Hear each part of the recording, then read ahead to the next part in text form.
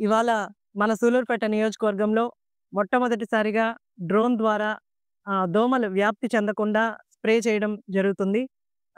ఇలాంటి స్ప్రే చేయడం వల్ల ఇలా స్టాగ్నెంట్ అంటే వర్షాకాలంలో వాటర్ ఒక చోట స్టాగ్నెంట్ అయిపోవడం వల్ల ఎక్కువ దోమలు రావడం వల్ల జనాలందరికీ వ్యాధులొచ్చే అవకాశం ఎక్కువగా ఉంటది.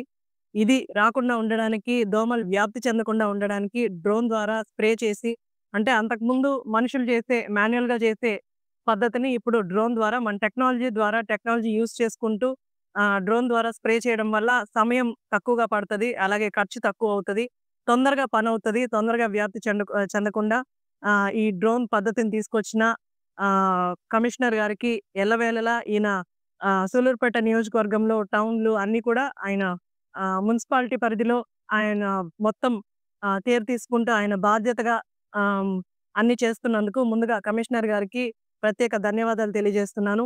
మీ అందరికీ తెలిసిన విషయమే మొన్న వరదలొచ్చినప్పుడు గూడా మన ముఖ్యమంత్రి నారా చంద్రబాబు నాయుడు గారు డ్రోన్‌ల ద్వారా ప్రతి ఒక్కరికి ఫుడ్ ప్యాకెట్స్ అందించడం జరిగింది. అలాగే మొన్న మాకు అసెంబ్లీలో గూడా ఏం చెప్పారంటే అగ్రికల్చర్‌లో కూడా మనము ఈ పురుగులు లాంటివి ఎలాంటివి అక్కడ ఉన్నాయో అది డ్రోన్ ద్వారా తెలుసుకొని డ్రోన్‌ల ద్వారా స్ప్రే చేయడం వల్ల టెక్నాలజీ ఎక్కువ యూజ్ చేయడం వల్ల మనకు తొందరగా పనులవుతాయి. అండ్ ఎక్కువగా కనుక్కోవచ్చు.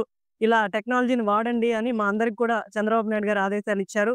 మన సూలూరుపేట నియోజకవర్గంలో మొట్టమొదటిసారిగా ఈ డ్రోన్ పద్ధతిని తీసుకొచ్చినందుకు చాలా చాలా సంతోషంగా ఉంది.